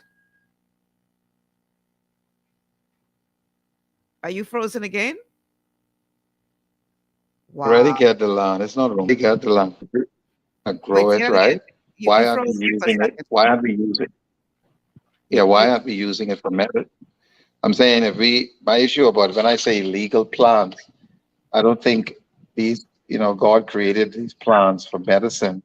Right. I think if we're gonna do these things, we should be doing research for farmers, for health reasons, medical, all of those things. But every plant out there can be used in some way positive, but I don't, locking up somebody for a joint and they creating criminals, I think it's foolishness. We actually have a call on the line, Prescott. Let's go to the phone lines. Caller, welcome to GPS. Yes. Michelle, Yeah. I'm going to be very brief, very, very brief. Prescott, you're a great Bahamian. You're having a great show, and Amos is with you. Only thing I want to say, Michelle, in this particular point, as relates to y'all talking about the weed, the Bahamian government, no matter who it wins, in fact, both need to come together. Both parties need to come together, and any other party need to come together and separate the city from the country. And the poor Bahamians who willing to go and live in the country and separate themselves from what's coming as relates to the legislation for the weed, they can go and do a little farming. The government must give. America would not be America if they had not given a large amount of their citizens opportunity to go and get free land. Free land. Now, at some point, the Bahamas government and the opposition and the Bahamian people and anybody in the Bahamas must come together and fight for this, so the poor people can feed themselves and they can stop dying from the sickness of all of this egregious global nonsense that the poor and the needy and the disabled and the fatherless and the widow will never be able to stop. We need to make this a reality. Okay. Good day. Thank you for calling. All right. Prescott, I was asking when you, just before you froze, that we've been hearing, talk about a particular family that was going to be granted a license once this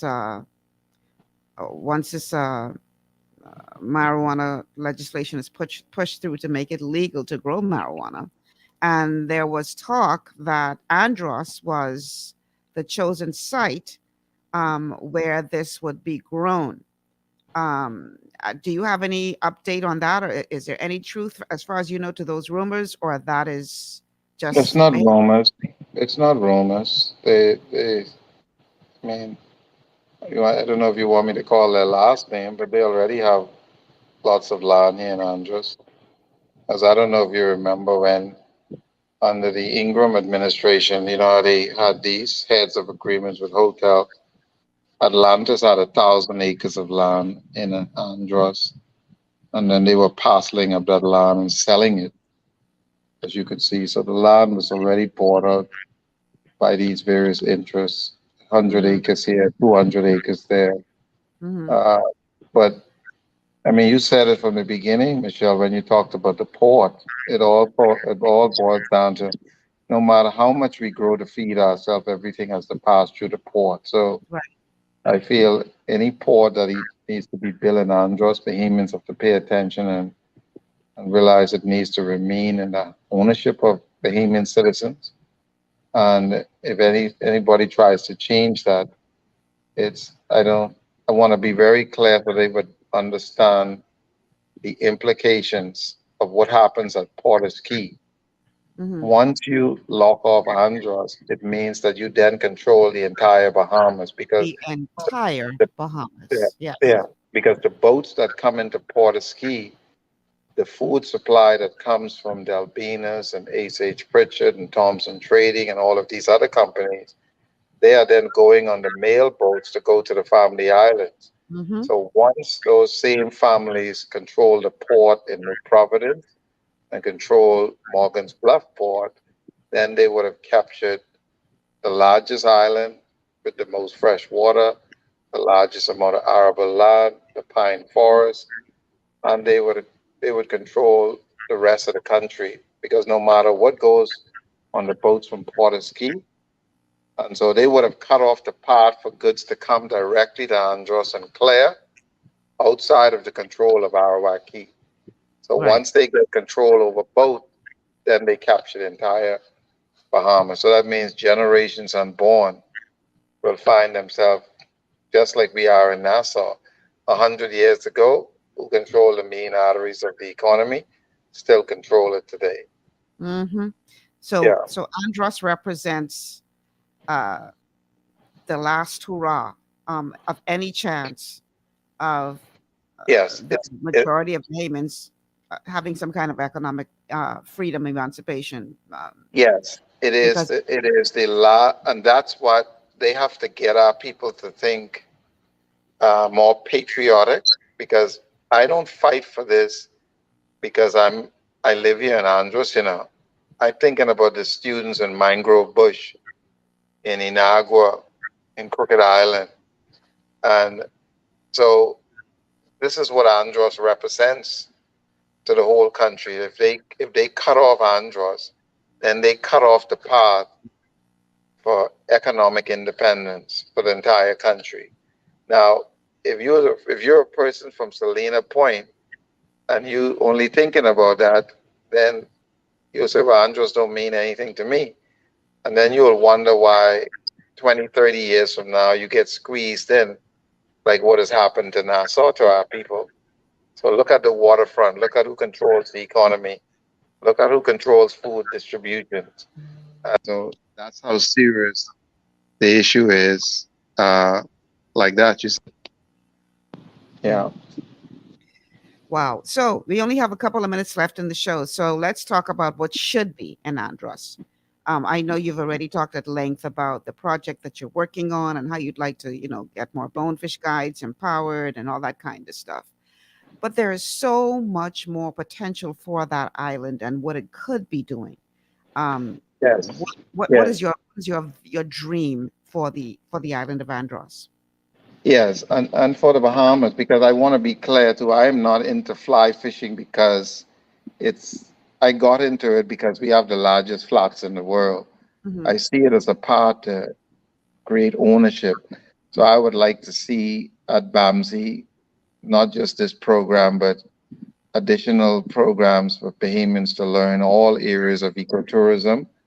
I would like to see Bahamians in ownership of marinas in Ragged Island, in Acklands, in Meguana, in Inagua, so that we have professional captains and we're developing these industries, designing fishing lures.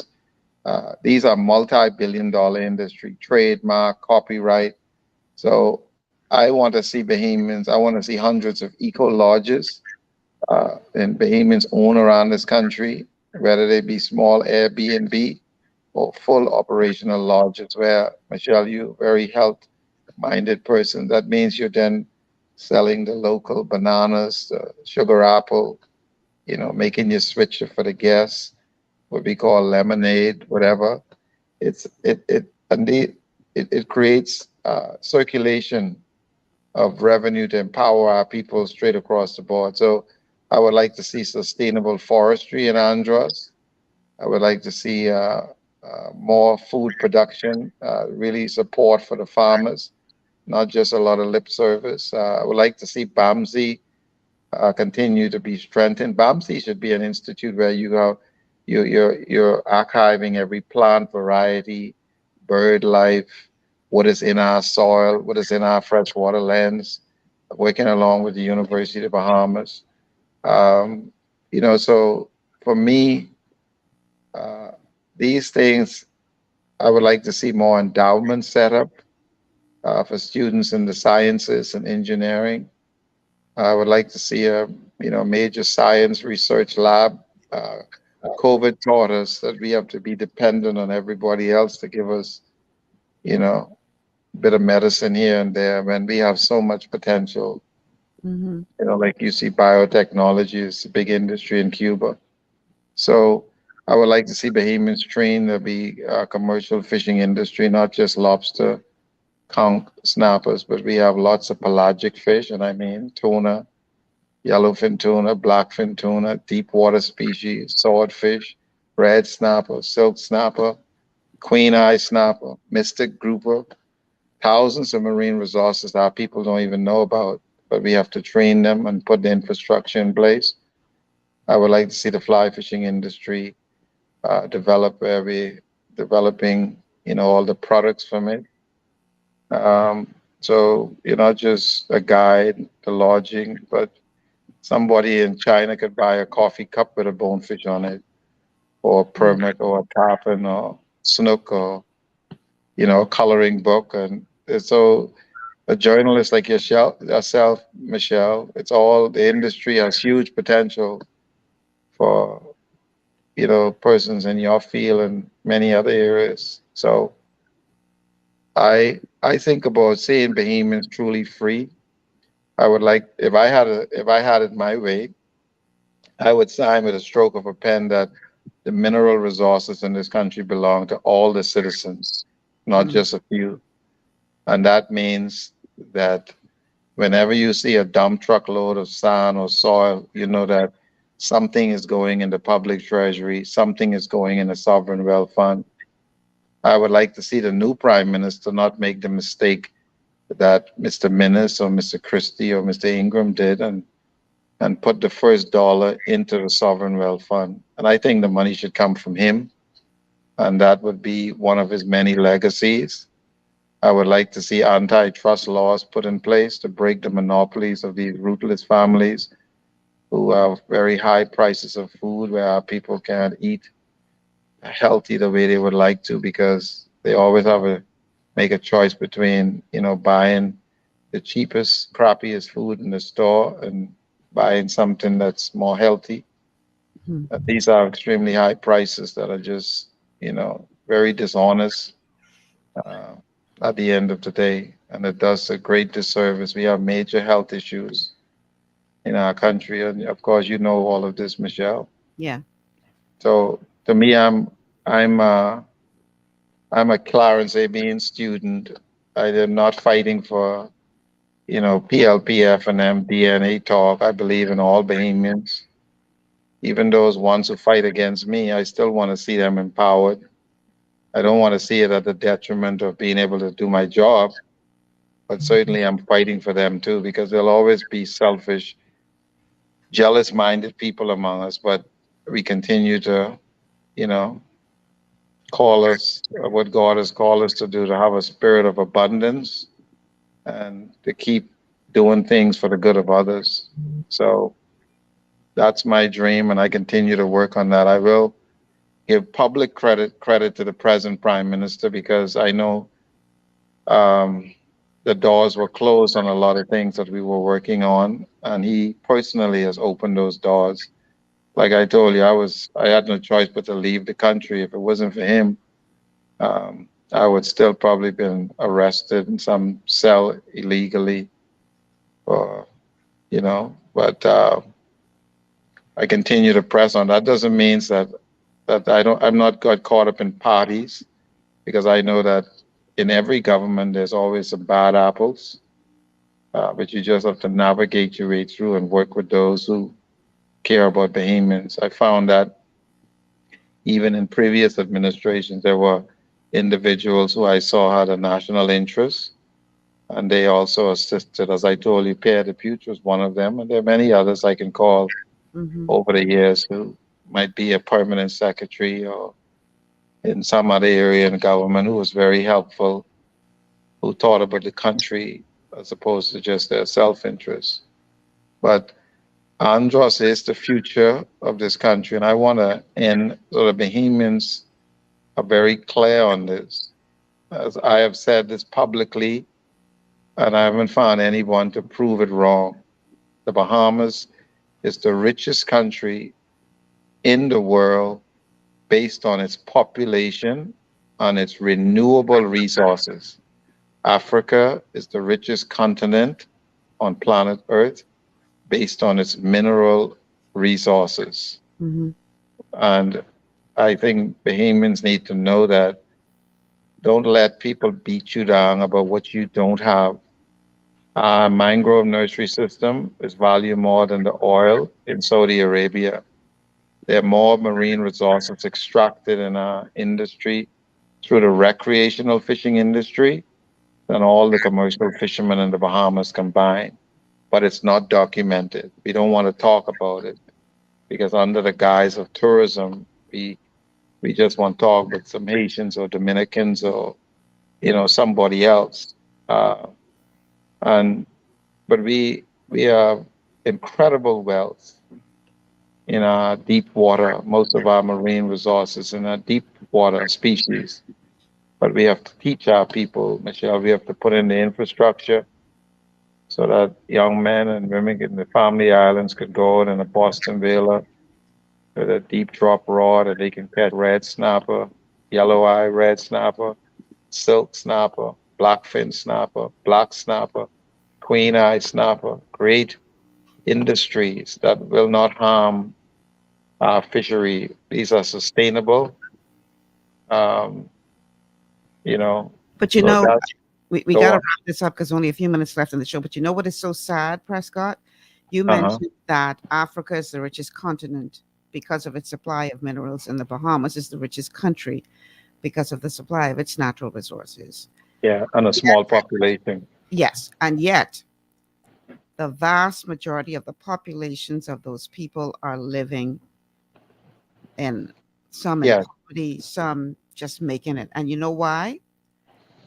In Africa, corrupt politicians have allowed the Europeans to either pay them off or convince them that your natural resources aren't worth anything.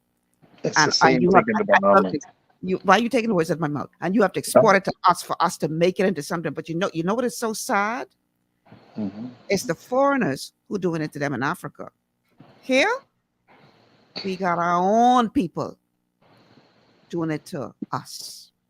Yes, but and I'll never forget what Mr. Penlin and Clarence have been. If you look at them, my father used to take them up and down the coast in his little 13-foot whaler with a 25 horsepower. A Bahamian is one who is heart and soul, not just paper, not just holding a passport. We must be guarded by those Bahamians who are about self-interest, those families who are stealing from you every day. And I say this with no apology. They have committed treason against you and every citizen. And I'm hoping the Prime Minister has the courage to deal with the issue with our natural resources. I'm hoping the new ministry does not remain an empty cabinet, but we fill it with policies that would put revenue into national insurance, into our healthcare system, building better hospital infrastructure, teachers, nurses. We gotta go. We gotta go. Yeah. Time is gone. Listen, thank you so much, Prescott, for being here. I really do appreciate you doing the show today. I know you're a busy man and got a lot going on, and I really, really do appreciate you giving me some time. Thank you so much for being here today. Thank you for having me. Thank 4 you. o'clock is just about here, so I got to get off the air, y'all. Make way for our next programs. I'm Michelle Malcolm. Thank you so much. Tomorrow is Hot Topic Tuesday. We're going to be talking about Crown Land. Yeah, that's going to be hot. See you tomorrow. Take care.